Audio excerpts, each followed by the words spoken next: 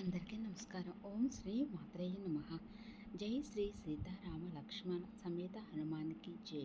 శ్రీరాముడు ఆంజనేయ స్వామిని ప్రత్యేకంగా సత్కరించిన అపూర్వమైన ఈరోజు చైత్ర పౌర్ణమి. స్వామి హనుమ విజయోత్సవం చాలామంది భక్తులకు బాగా సందిగ్ధ. హనుమాన్ జయంతి ఎప్పుడు, హనుమాన్ విజయోత్సవ దినం ఎప్పుడు అనేది. హనుమంతుని జన్మతిథి చైత్ర మాసంలోన, వైశాఖంలోన ఎప్పుడు చేసుకోవాలనే అనుమానం చాలామందిలో కలుగుతుంది. అలాంటి వారు ఈ కథనం చదివితే సందేహాన్ని నివృత్తి చేసుకోవచ్చు. పరాశర సంహిత అనే గ్రంథం ప్రకారం ఆంజనేయుడు వైశాఖ బహుళ దశమి శనివారం జన్మించారని తెలిపారు. అదే రోజున హనుమంతుని జన్మతిథి చేసుకోవాలని చెబుతారు. అయితే కొన్ని ఇతిహాసాల ప్రకారం చైత్ర పౌర్ణమి నాడే నికుంభుడు తదిరథ రాక్షసులను సంహరించి హనుమంతుడు విజయం సాధించినట్లు కనిపిస్తుంది. ఈ కారణంగా ఆ రోజు హనుమాన్ విజయోత్సవం చేసుకునే సంప్రదాయం కొన్ని చోట్ల ఉంది. దీన్ని ఉత్తరాదిలో హనుమంతుని జన్మతిథిగా చేసుకుంటారని పండితులు సూచిస్తున్నారు. అలాగే చైత్ర పౌర్ణమి నాడు హనుమంతుని విజయోత్సవం దక్షిణాదిలో ముఖ్యంగా తెలంగాణ ప్రాంతంలో చాలా ఘనంగా జరుపుకుంటారు.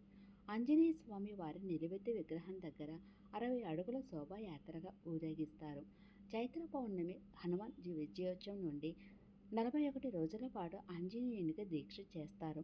ఈ దీక్ష చివరి రోజున హనుమంతుని జన్మతిథి చేసుకుంటారు. ఈ 41 రోజులు తెలుగు ప్రజల ఆంజనేయునికి ఉత్సవాలను జరుపుతారు. వైశాఖ బహుళ దశమి నాడు దీక్ష విరమణ చేసి వైభవంగా పూజలు నిర్వహిస్తారు. హనుమంతుని జన్మతిథి వైశాఖ బహుళ దశమి నాడు జరుపుకునేందుకు ఓ బలమైన కారణం ఉంది. కళ పరాశర స్మృతి అని శాస్త్రాలు చెబుతున్నాయి. వైశాఖే మాసే కృష్ణాయాం దశమ్యాం మందవాసరే పూర్వభాద్ర ప్రభూతాయ మంగళం శ్రీ హనుమతే అని చెప్పబడింది.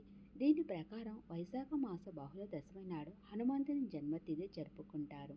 ఈ రోజున హనుమాన్ చాలీసా, ఆంజనేయ స్తోత్రాలను స్వామిని స్తుతిస్తే అనుకున్న కార్యాలు దిగ్విజయంగా పూర్తవుతాయని ఆధ్యాత్మిక పండితులు సూచిస్తున్నారు. చైత్ర పౌర్ణమిని హనుమాన్ విజయోత్సవం అంటారని పెద్దలు చెప్తారు.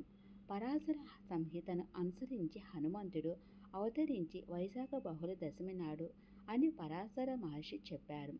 శ్రీరాముడు సీతామాతతో కలిసి అయోధ్యను చేరుకున్నాక లంకలో రావణుడిపై విజయానికి కారణం హనుమనుడని రాముడు ప్రకటించి చైత్ర పౌర్ణమిని హనుమాన్ విజయోత్సవంగా నిర్ణయించారట.